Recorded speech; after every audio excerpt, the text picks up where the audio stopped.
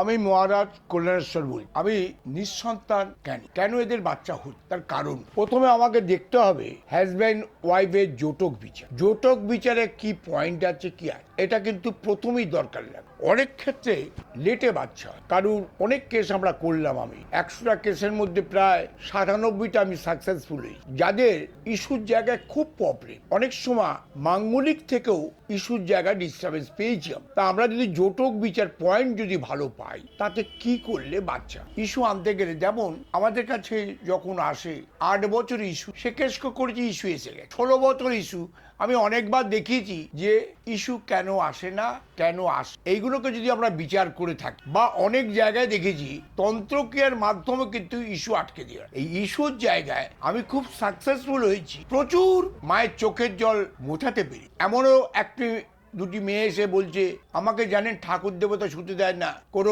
বাড়িতে বিয়ে তাহলে সেখানে আমাকে ডাকে না, কোনো ভাত বাড়িতে আমাকে বলে না, কারণ বললো আমার নাকি জাত ছেলেপুলে নেই, এই জন্য আমি অশুভ। এটা কিন্তু মিথ্যে কথা, ইস্যু নাও থাকতে পারে। আমরা যদি বড় বড় সাধক সাধিকাকে দেখি ইস্যু নেই, তাহলে কি তারা খারাপ? এই কথাগুলো কিন্তু আমরা তৈরি করেছি, তার জন্য অপরাধ আমাদের। সবাই মেয়েরা মা হতে চায়, সেই জায়গায় একটু ডিস্টার্বেন্স থাকে।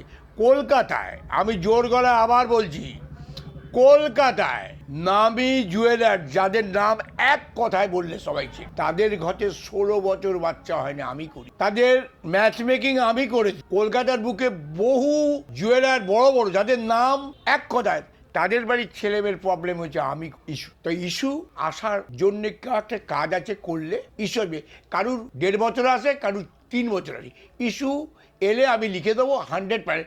আর যদি একদমই না থাকে সেখানে কিছু করার নেই, নেগেটিভ দিতে হবে। হ্যাঁ পারে না, মা পারে। যেটা হবে না মাইনাস পয়েন্টে চলছে, সে কেস আমি দেখেছি আমার মা করে দিয়েছে। অনেক মায়েদের মুখে হাসি ফুটিয়েছে, এই মা পারে, মহারাজ কল্যাণেশ্বর পারে না। আর যেটা হবার হবে সেটা মহারাজ কল্যাণেশ্বর 100% করে।